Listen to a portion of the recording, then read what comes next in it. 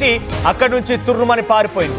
ఈ ఘటన మేఘాలయలో చోటు చేసుకుని మేఘాలయలో హనీమూన్ కపుల్ సంబంధించినటువంటి అంశంలో ఒక బిగ్ ట్విస్ట్ నెలకొంది. వీరిద్దరికీ పెళ్ళైన చూడండి, ఆ విజువల్స్ చూస్తున్నారు కదా, చాలా క్లియర్గా ఫస్ట్ నుంచి ఈ విషయాన్ని మీకు కొంత అర్థమయ్యే రీతిలో చెప్పాలనుకుంటున్నాను. సో ఇక్కడ కనిపించేటువంటి ఆ అమ్మాయి పేరు సోనం, ఆయన పేరు రఘువంశీ, రాజా రఘువంశీ. అయితే ఆ వివాహ సందర్భంలో కూడా కొంత ఇబ్బందికరంగా ఒక బలవంతపు వివాహంలానే కనబడుతోంది. అక్కడ ఉన్నటువంటి పెళ్లిని చేసేటువంటి పంతులు కూడా నవ్వమని చెప్పిన నవ్వడం లేదు. చాలా బిగుసుకు పట్టుకపోయి కూర్చుంది. ఏమాత్రం తన ఒంట్లో తన దగ్గర ఒక పెళ్లి చేసుకుంటున్న ఆనందం కానివ్వండి లేకపోతే ఏదీ లేదు. చాలా బిగుసుకుపోయి కూర్చుంది. అలానే చాలా కోపంగా గంభీరంగా ఆగ్రహంతో ఉన్నట్టుగానే ఉంది. ఏమాత్రం నవ్వడం లేదు. అయితే ఆ రోజు తర్వాత హనీమూన్కి అని చెప్పి ఈ నెల మే 22న మవల్కియాట్ విలేజ్ దగ్గరికి వెళ్ళిపోయారు. మేఘాలయ వెళ్ళారు ఈ జంట. మేఘాలయలోని మవల్కియాట్ విలేజ్లోకి వెళ్ళిపోయి 300 స్టెప్స్ ఎక్కి నాన్ గ్రియాట్ అనేటువంటి ఒక లివింగ్ రూట్ బ్రిడ్జెస్ని వారంతా అక్కడికి ఎక్కారు, అధిరోహించారు. They spend that night. ఆ రోజు మే 22న అక్కడే గడిపారు.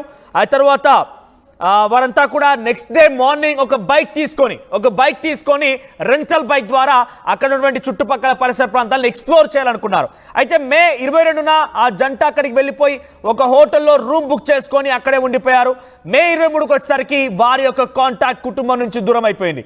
ఏమాత్రం కాంటాక్ట్ లేదు, కుటుంబానికి అందుబాటులో లేరు, ఎక్కడున్నారు తెలియడం లేదు, ఎక్కడికి పోయారు తెలియడం లేదు, ఇదంతా ఏం తెలియడం లేదు. కానీ ఆఖరికి వస్తే మే 27 వరకు కూడా ముఖ్యమంత్రి వరకు వెళ్ళింది, మధ్యప్రదేశ్ ముఖ్యమంత్రి వరకు వెళ్ళింది ఘటన. వాళ్ళందరూ కూడా మధ్యప్రదేశ్ రాష్ట్రానికి సంబంధించిన వాళ్ళు. సో మధ్యప్రదేశ్ ముఖ్యమంత్రికి వెళ్తే మధ్యప్రదేశ్ ముఖ్యమంత్రి కాస్త మేఘాలయ ముఖ్యమంత్రి కోనార్డ్ సంగ్మాతో మాట్లాడుకొచ్చారు. సో అక్కడ మాట్లాడి ఎప్పటికప్పుడు ఈ విషయం పైన ఆరా తీస్తూ ఉన్నారు.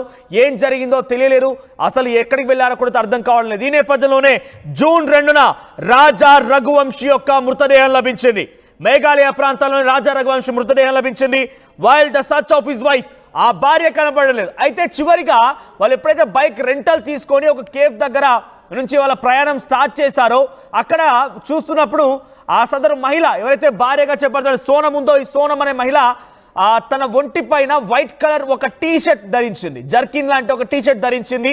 అయితే ఆ మృతదేహం ఎక్కడైతే పడి ఉందో రాజా రఘువంశీ భర్త మృతదేహం పడి ఉన్న చోట భార్య యొక్క టీ షర్ట్ లభ్యమైందట, వైట్ కలర్ జర్కిన్ లాంటి టీ షర్ట్ లభ్యమైంది. వెంటనే అక్కడికి వెళ్ళినటువంటి పోలీసు అధికారులు ఏమనుకున్నారంటే ఎవరు దుండగులు ఇక్కడికి వచ్చి ఆ భార్య పైన అత్యాచారం చేసి ఆ భార్యని హతమార్చి లేకుండా భార్యని కిడ్నాప్ చేసి భర్తని చంపేస్తారేమో అనేటువంటి అనుమానం వ్యక్తం చేశారు. అలా వెళ్తూ ఉండగా జూన్ 2న మృతదేహం లభించిన నేపథ్యంలో మొదటిగా అనుమానించిన విధానం ఇది. ఇక జూన్ 4కు వచ్చేసరికి జూన్ 4న ఆ టీ షర్ట్ని స్ట్రిప్ ఆఫ్ మెడిసిన్, ఆ టీ షర్ట్లో కొన్ని మెడిసిన్స్ కూడా ఉన్నాయట. సో ఆ మెడిసిన్స్ని A part of the LED screen of a mobile phone సంబంధించిన ఒక ఎల్ఈడి స్క్రీన్ని ఇవన్నీ కూడా ఆ టీ షర్ట్లో వాళ్ళు తీసుకున్నారు. సో జూన్ 2న వాళ్ళ ప్రయాణం స్టార్ట్ అయింది. అప్పటి నుంచి వాళ్ళు ఫ్యామిలీతో కాంటాక్ట్ లేరు. మే 23 నుంచే ఫ్యామిలీతో కాంటాక్ట్ మిస్ అయింది. వాళ్ళు మిస్ అయ్యారనే వార్తని తరచూ ఎప్పటికప్పుడు పోలీసులు వారి కోసం వెతుకులాట మొదలుపెట్టారు. జూన్ 2 విషయానికి వస్తే మృతదేహం లభించింది. మృతదేహం దగ్గర ఒక టీ షర్ట్ ఉంటే ఆ టీ షర్ట్లో ఒక మొబైల్ ఫోన్కి సంబంధించి విడి భాగాలు, LED screen, mobile phone touch screen ఉంటుంది కదా, ఆ డిస్ప్లే కనిపించిందట తన టీ షర్ట్లో. ఒక స్మార్ట్ వాచ్ కనిపించింది. తర్వాత ఒక స్ట్రిప్ ఆఫ్ మెడిసిన్స్ కనిపించాయి ఆ టీ షర్ట్లో. ఇవన్నీ కూడా మహిళ ధరించేటువంటి ఒక white T shirt.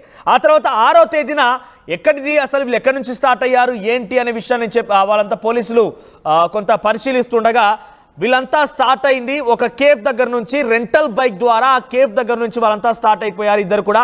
So explore చేయడానికి వెళ్ళిపోయారని చెప్పి 6వ తేదీన సీసీటీవీ ఫుటేజ్ బయటపడింది. సో ఈ సీసీటీవీ ఫుటేజ్ ఆధారితంగా వైట్ టీ షర్ట్ ఎవరిది అన్నప్పుడు తన భార్యనే వైట్ టీ షర్ట్ మాత్రం నిర్ధారించుకున్నారు. సో అప్పటివరకు వాళ్ళు ఎక్కడి నుంచి స్టార్ట్ అయ్యారో కూడా తెలియదు. ఒక మృతదేహం లభించింది, మృతదేహం దగ్గర వైట్ టీ షర్ట్ ఉంది, వైట్ టీ షర్ట్లు ఇవన్నీ కూడా ఉన్నాయి. కానీ ఎప్పుడైతే 6వ తేదీన సీసీటీవీ ఫుటేజ్ని పోలీసులు పరిశీలించారో ఆ సీసీటీవీ ఫుటేజ్లో ఈ మొత్తం విషయాలు కూడా ఆ పోలీసులకు అర్థమయ్యాయి. ఆ తర్వాత విచారణ ఇంకా వేగవంతం చేశారు. కట్ చేస్తే జూన్ 9న కట్ చేస్తే ఈ సదరు మహిళ అంటే ఈరోజు ఈ మహిళ ఉత్తరప్రదేశ్ గజీపూర్ ప్రాంతంలో పట్టుబడింది. మరి నిజంగా భర్త చనిపోయి ఉంటే, ఎవరైనా తనని ఇబ్బందులకు గురి చేసి ఉంటే తను పారిపోకుండా ఉండాల్సింది, పోలీసులకు సమాచారం ఇవ్వాల్సింది. కానీ ఈరోజు తనని ఉత్తరప్రదేశ్ కాశీ ప్రాంతాల్లో తను అరెస్ట్ చేసినట్టు తెలుస్తోంది. ఉత్తరప్రదేశ్లోని గజీపూర్ ప్రాంతాల్లో వారణాసి గజీపూర్ ప్రాంతాల్లో తను అక్కడ తిరుగుతూ ఉండగా ఈ మహిళని, ఈ సదరు అమ్మాయిని అరెస్ట్ చేశారు పోలీసులు. అయితే తన వయసు కూడా 24 ఏళ్లే. సోనం రఘువంశీ 24 ఏళ్లటువంటి ఈ అమ్మాయి అక్కడ ఉత్తరప్రదేశ్ దగ్గర గాజీపూర్ దగ్గరకు వచ్చింది. విచారించగా విస్తుపోయే విషయాలు బయటపడ్డాయి. తానే ఒక ముగ్గురిని హైర్ చేసుకుంది ఉత్తరప్రదేశ్ రాష్ట్రానికి సంబంధించిన వారంతా కూడా ఆ ముగ్గురి ద్వారా ఈ భర్తని హతమార్చే ప్రయత్నం చేసింది. ముగ్గురిని కాంట్రాక్ట్ కిల్లర్స్ని హైర్ చేసుకుంది. ఆ కాంట్రాక్ట్ కిల్లర్ సహాయంతోనే ఈ రకమైనటువంటి ఒక దారుణానికి పాల్పడింది. భర్త పాలిట యముడిలా మారింది ఆ సదరు మహిళ. చూడండి, ఇక్కడ హనీమూన్ కని వెళ్ళారు. నిజంగా ఇష్టం లేకపోతే నాకు వివాహం వద్దని చెప్పాలి. కానీ వివాహం చేసుకునేటువంటి సమయంలో కూడా చాలా ఇబ్బందికరంగా తనకు కనిపించింది. తన భర్తతో ఏమాత్రం కూడా కలివిడిగా లేదు, మొహం మీద నవ్వు లేదు. చాలా బాధ, ఆవేదన, ఆగ్రహం మొత్తం కూడా తన మొహంలో కనిపించాయి. ఆ తర్వాత హనీమూన్ కోసం వెళ్ళినటువంటి రోజున మే 22 వరకు కూడా ఫ్యామిలీతో కాంటాక్ట్లో ఉన్నారు. అంతా సవ్యంగానే ఉంది. అక్కడ లివింగ్ రూట్ బ్రిడ్జ్ అనేటువంటి ఒక ప్రాంతానికి 300 స్టెప్స్ ఎక్కి అక్కడ ఒక నివాసం దగ్గర వారంతా ఉన్నారు. అక్కడ స్టే చేశారు ఒక హోటల్లో. ఆ తర్వాత మరుసటి రోజు మే 23న అక్కడ నుంచి ప్రయాణం స్టార్ట్ చేశారు. ఒక కేఫ్ దగ్గర నుంచి వారంతా బైక్ రెంటల్ తీసుకొని ఎక్స్ప్లోర్ చేయడం కోసం బయలుదేరారు. మే 27 వచ్చేసరికి ముఖ్యమంత్రి ఏకంగా మధ్యప్రదేశ్ ముఖ్యమంత్రి ఈ విషయం పైన, ఈ సంఘటన పైన మేఘాలయ అధికారులతో మాట్లాడడం మొదలుపెట్టారు. ఒక అమ్మాయి అబ్బాయి కనిపించకుండా పోయారనేటువంటి విషయాన్ని అక్కడి మేఘాలయ అధికారులతో మాట్లాడుకొచ్చారు. ఆ తర్వాత మే 27 రోజున ముఖ్యమంత్రి మాట్లాడితే జూన్ 2న రాజా రఘువంశీ మృతదేహం లభ్యమైంది. ఆ మృతదేహం పక్కనే ఒక వైట్ కలర్ టీ షర్ట్ ఉంది. ఆ టీ షర్ట్లో ఒక ఎల్సిడి డిస్ప్లే, మొబైల్ ఫోన్కి సంబంధించి విడిభాగాలు ఉన్నాయి. ఆ టీ షర్ట్లోనే ఒక మెడిసిన్ స్ట్రిప్ ఉంది, ఇతరత్ర వాచెస్ అవన్నీ కూడా ఉన్నాయి. అయితే ఈ టీ షర్ట్ ఎవరిది? మరి రాజా రఘువంశీని చంపింది ఎవరు? అసలు తన భార్య సోనం ఎక్కడికి వెళ్ళిపోయింది? సోనం, ఇదే విజువల్ చూడండి, ఇదే ఆ విజువల్. తను వేసుకున్నటువంటి ఆ టీ షర్ట్ చూడండి, పైన లోపల కనిపిస్తుంది కదా వైట్ టీ షర్ట్. ఆ వైట్ టీ షర్టే పోలీసులకు లభించింది.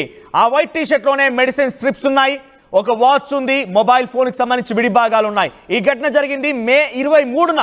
వారు ఎప్పుడైతే హోటల్లో స్టే చేశారో, హోటల్ నుంచి వేరే ప్రాంతానికి మూవ్ అవుతున్న సమయంలో ఆ హనీమూన్ ట్రిప్లో భాగంగా ఎక్స్ప్లోర్ చేస్తున్నప్పుడు ఒక కేఫ్ దగ్గర ఆగిపోయి ఆ లగేజ్ మొత్తాన్ని